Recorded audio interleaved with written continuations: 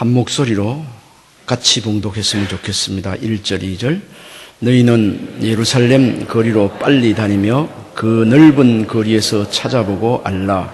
너희가 만일 정의를 행하며 진리를 구하는 자를 한 사람이라도 찾으면 내가 이 성읍을 용서하리라. 그들이 여호와께서 살아계심을 두고 맹세할지라도 실상은 거짓 맹세니라. 아멘. 2016년도 첫 주간 이렇게 나와서 어떻게 하면 하나님의 뜻에 합당하게 성도로서 바르게 살까 하면서 하나님의 은혜를 입기 위해서 올라온 여러분들을 주님의 이름으로 축복합니다. 다니엘이 포로로 잡혀갔을지라도 하나님 앞에 뜻을 정하여 나갔던 것처럼 오늘 저와 여러분 때로는 환경이 마음대로 어려움을 좋지 않아서 어려움을 당한다 할지라도 어떤 고통과 시련이 온다 할지라도 오늘 저는 이 본문을 통해서 이 시대에 하나님께서 찾으시는 의인으로 살자 이렇게 정해봤습니다. 오늘 말씀을 전하고 들을 때에 하나님의 은혜를 입어서 올해 하루를 살아도 한 달을 살아도 하나님의 마음에 합당한 자로 사는 은혜가 이 자리에 저와 여러분이 있기를 다시 한번 주님의 이름으로 축원합니다.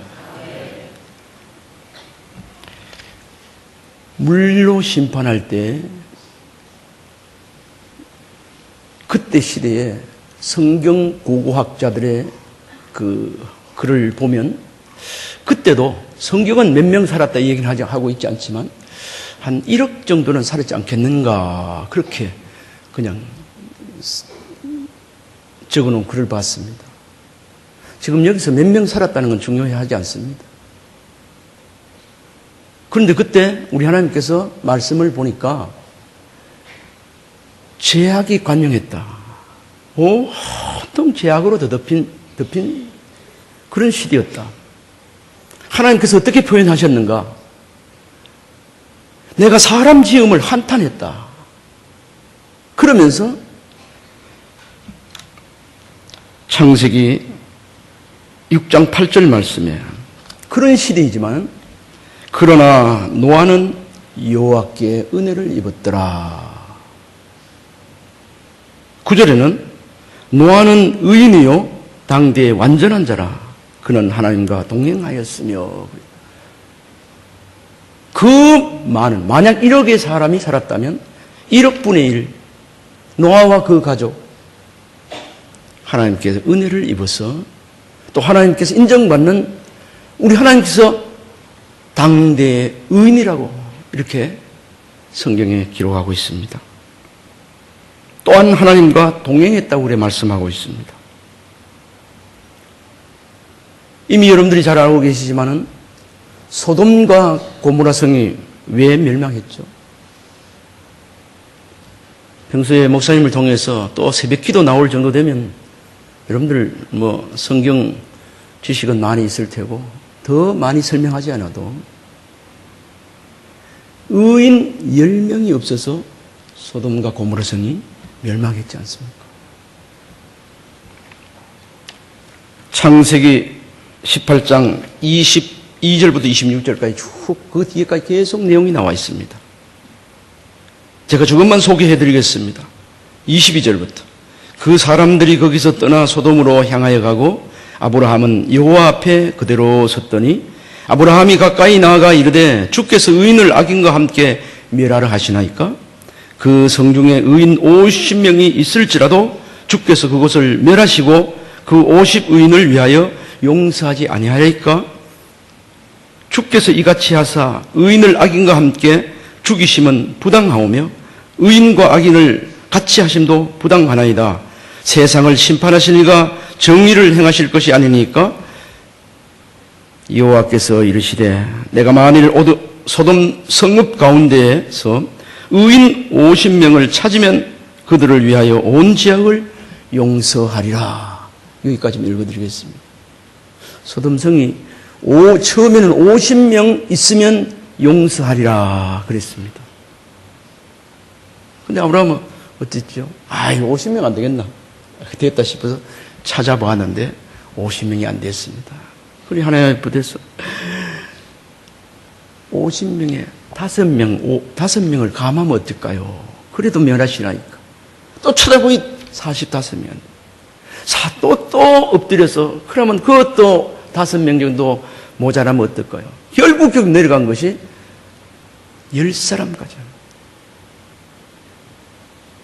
소돔과 고모라 성에 의인 10사람만 있어도 내가 그 성을 멸망하지 않고 용서하리라. 그렇게 말씀하셨습니다.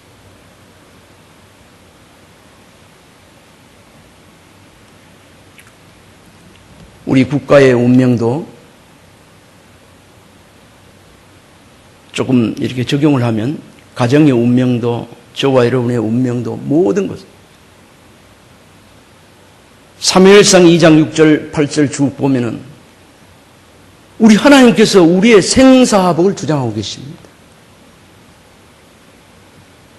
죽이기도 하시고 살리기도 하시고 가난하게도 하고 부하기도 하시고 수월 지옥에 내리기도 하시고 천국에 올리기도 하시고 우리의 생사화복을 주장하고 계신 분이 여호와 하나님인 줄 믿으시면 아멘할 수 있기를 바랍니다. 우리의 인생이 국가의 운명이 이 세상이 하나님의 손 안에 들어있는 거예요. 하나님의 손 안에. 이런 모든 것이 주권이 하나님께 있는 줄 알고 이 새벽에도 우리 하나님께 기도하러 올라오신 줄 믿습니다.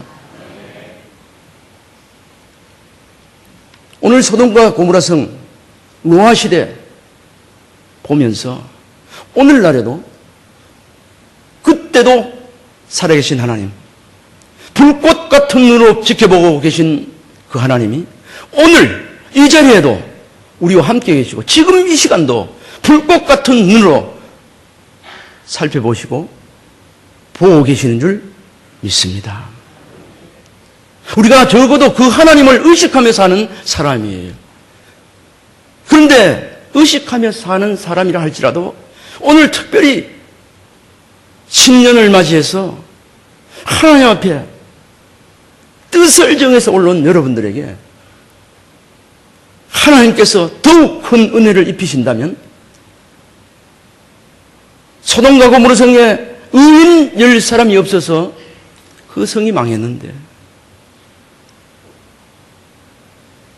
물로 심판할 수밖에 없는 그러한 시대에 노아는 은혜를 입은 사람이었는데 오늘 저와 여러분이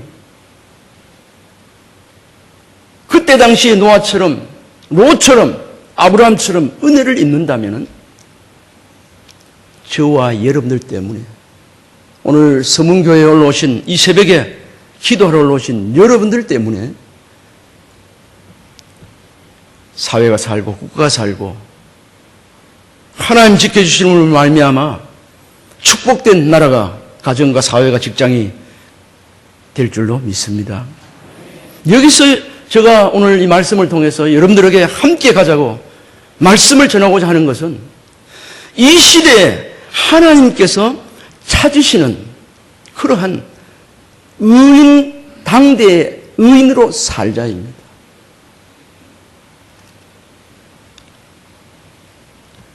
저는 교직 생활을 한 20년 이상 하다가 하나의 부름이 있어서 그만두고 목회기를 접어들었는데 교목을 또 한 10년 했습니다.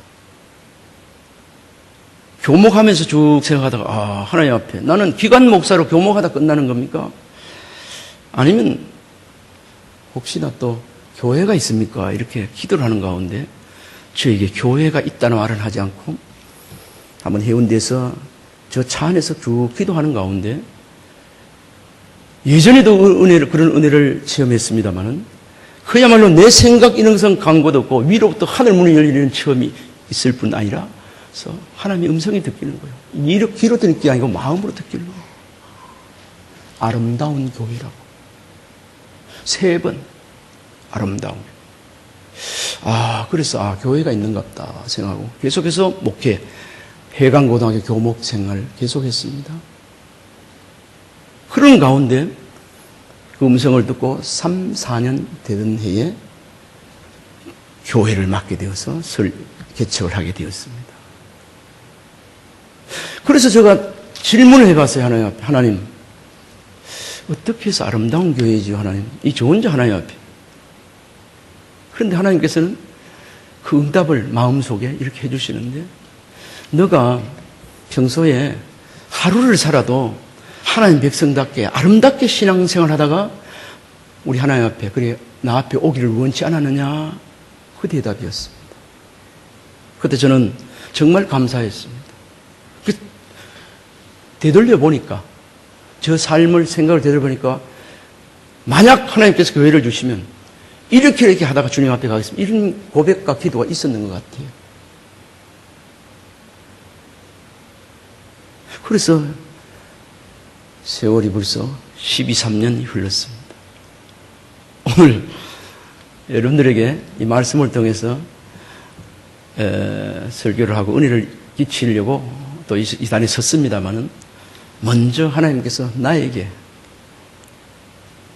그런 마음 되새기도록 올해 2016년 이렇게 주었는데, 하루를 살아도, 한 시간을 살아도 하나님께서 생명 연장시켜 주시는 그 부분까지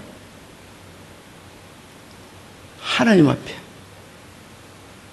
의인답게, 거룩하게, 아름답게 살라고 이 시간 먼저 저에게 하나님께서 권고해 주시는, 성령의 음성을 들려주시는 음성이라고 생각하면서, 또한 여러분들에게도 그렇지, 내가 하루를 살아도 하나님의 백성답게 올곧게 바르게 살다가 하나님 부르심에 가야지, 이런 결단과 다짐이 있기를 주님을 축원합니다.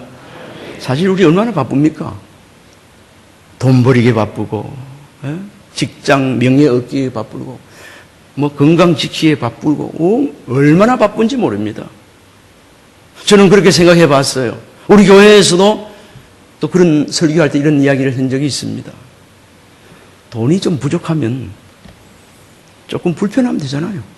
택시 못하면 버스 타고, 버스 못하면 좀 가까운데 걸어가고, 자가용 좋은 거 못하면 중고라도 타고 다니고. 현재 한 명에 가지지 못했어도 건강이 있으니까 맛있는 것, 귀한 부귀영화를 누리지 못한다 할지라도 하나님이 함께 하신다. 세상이 줄 수 없는 평안을 누리고 살고 있으니까 하나님 앞에 감사하며 사는 이 자체가, 불편함이 있고 어려움이 있어도 그게 문제가 아니고, 우리의 삶의 목표, 가장 가치관을 두고 살아간 이 삶의 목표가 거룩하게 사는 거예요.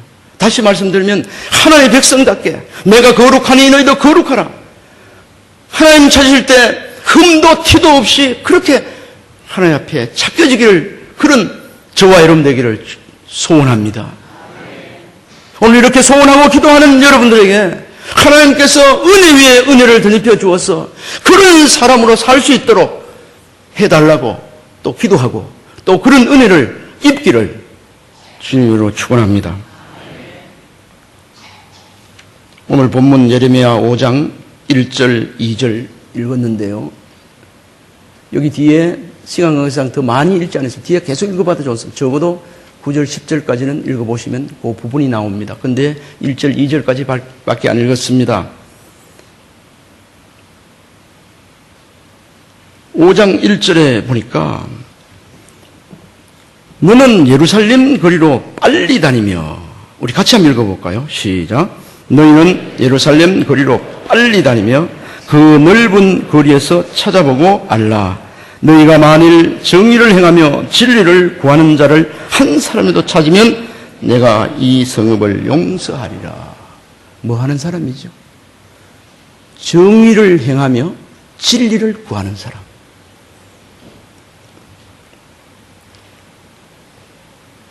예루살렘 거리를 빨리 다니면서, 물론 사람들이 많이 다녔겠죠. 거기서 정의를 행하며 진리를 구하는 사람 한 사람 찾으면 그 성을 용서하리라. 그렇게 말씀하고 있습니다. 이 한 사람 없어서 어찌 되죠? 망하는 겁니다. 조금 전에도 그런 말씀을 드렸습니다. 나는 이 새벽에 올라온 저와 여러분이 하나님께서 찾는, 하나님께 찾겨지는 의인 되어질 때 절대로 우리나라는, 대한민국은, 이 성은 안전하게 될 줄 믿습니다.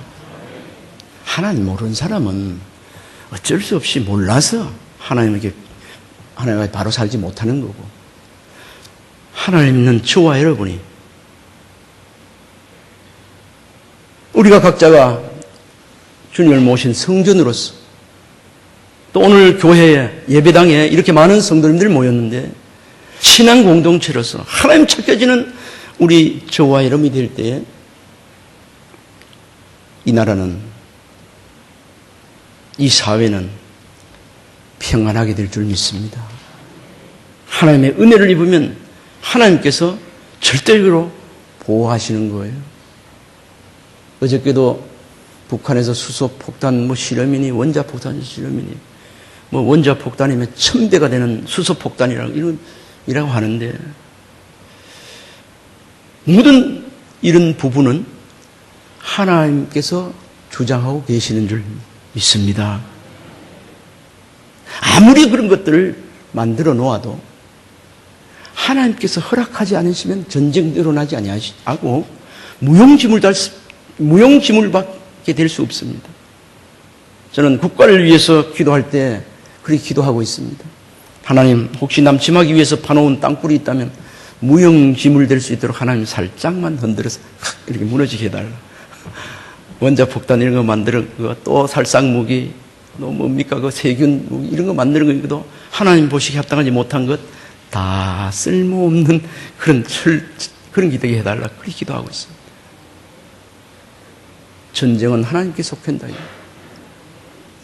우리가 해야 될 일은 하나님께서 국가를 위해서, 국가가 평안함을 위해서 기도하라 했으니까 그것뿐이에요.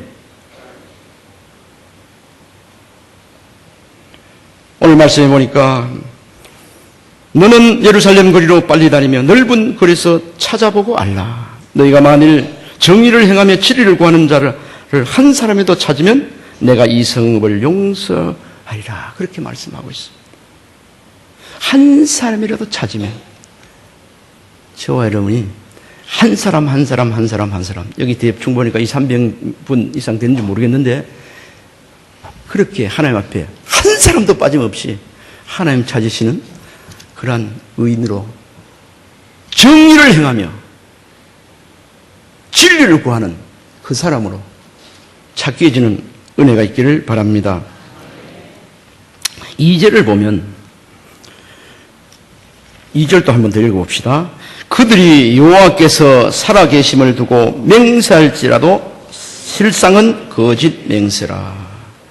오늘 한 절 한 절 다 설명, 이렇게 의미를 되새겨 볼 수는 없고 2절까지만 볼 때 그렇습니다.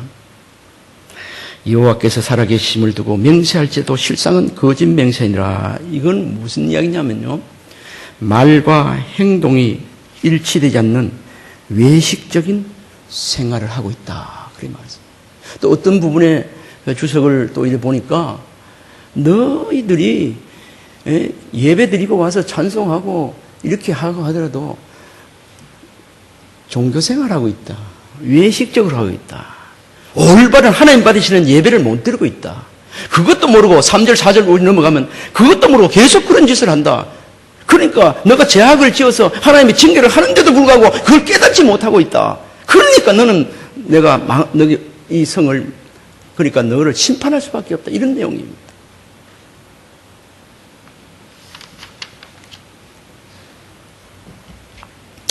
우리 하나님께서는 심지가 견고한 자를 평강의 평강으로 인도하신다. 그렇게 말씀하고 있습니다. 오늘 말씀 중심에서 심지가 견고한 자를 의인이라고 말합니다. 잠언서 24장 16절에 보니까 대저 의인은 7번 넘어질지라도 다시 일어나려니와. 우리 교회의 어떤 집사님이 이 말씀에 그렇게 은혜를 받더라고요. 우리가 생각할 때는 의인은 완전히 한 번도 안 넘어진 사람 이렇게 생각하는 그런 마음이 있어요. 의인 많이 넘어집니다. 저도 이 목사로서 있었지만 많이 넘어집니다. 순간순간 넘어집니다. 그런데 하나님께서 의인은 7번 넘어질지라도 다시 오뚜기처럼 일어나는 사람.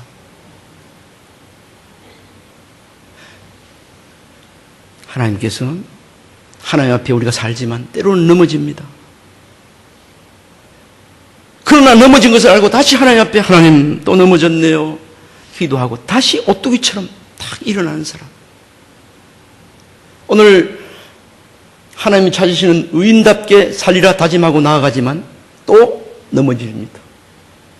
그러나 넘어졌다 일어나면서 다시 주님을 바라보면서 하나님 또 이렇게 살기로 했지만 넘어졌네요. 용서해 주세요. 다시 주님을 바라요. 주바라기처럼. 똑바로 보고 싶어요. 주님. 하나님 붙잡아 주세요. 넘어져도 엎어져도 다시 주님을 바라보고 넘어지 10번 100번 넘어져도 100번 또 주님을 바라보고 일어서는 사람. 그 사람을 하나님께서 의인이라고 합니다. 이 자리에 저 여러분이 그런 길에 설 수 있기를 바랍니다. 또 의인에 대해서 많이 말씀이 나와 있는데 몇 가지만 더 소개하겠습니다. 잠언서 21장 26절에 보니까 의인은 아끼지 않고 베푸는 사람이다. 아끼지 않고 베푸는 사람이다. 하박국서 2장 4절에 보면은 그 내용이 많습니다만은 의인에 대해서 말씀하고 있는데 의인은 그 믿음으로 살리라. 하나님 앞에 막 질문한 내용이 나오지 않습니까? 그 앞에 하나님 이런 강포를 행하는 걸 하나님 알고 있습니까? 뭐 여러 가지로. 그러나 하나님께서 정한 때가 있다 하면서 너는 믿음으로 살아야 된다. 의인은 믿음으로 살자. 믿음으로 산다는 이 말에 단순할지 모르지만 다시 풀어 들어가면 말씀을 따라 순종하는 삶이 믿음으로 사는 삶이에요. 오늘 이 자리에 올라오신 우리 서문교회 성도 여러분, 제가 말씀을 통해서 조금 서두가 맞지 않고 이렇다 할지라도 한 가지는 분명합니다.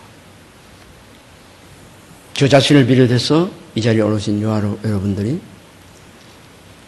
오늘 하루를 살아도 이거 하루 산다 하면 조금 욕심이 안 찰는지 모르지만요. 하나님께서 우리의 고백은 하루하루 생명 연장시켜 주시면 감사합니다. 이렇게 출발해야 되는 줄 믿습니다. 오늘 새벽에 새벽 기도하러 올라오시면서도 하나님 또 한 날 이 새벽을 주신 것 감사합니다. 생명을 연장시켜 주신 하나님 감사합니다. 이렇게 대입하는 거예요. 우리 가스펠송 가사에도 보면 불행이나 요행함도 내 뜻대로 못하요. 하루하루 살아요. 좁은 길 진리의 길 주님 가신 그의 길 힘이 들고 어려워도 찬송하며 가리라. 아멘. 저는 주기도문을 많이 외우지 않습니까? 여러분도 마찬가지고 매일 암송하고 하는데도 그 안에 일용할 양식을 주옵시고 하루는 그런 생각이 들어요. 일용할 양식 너희가 충분히 줬다. 이 시간 우리가 생각해 볼 때 일용할 양식이 아니라 한 달 혹은 몇 년 양식 대대로 먹을 양식을 하나님께서 허락해 준 분도 있는 줄 압니다. 그러니까 하루하루가 하나님께서 생명을 연장시켜 주셔야 우리가 내일이 있는 줄 믿습니다.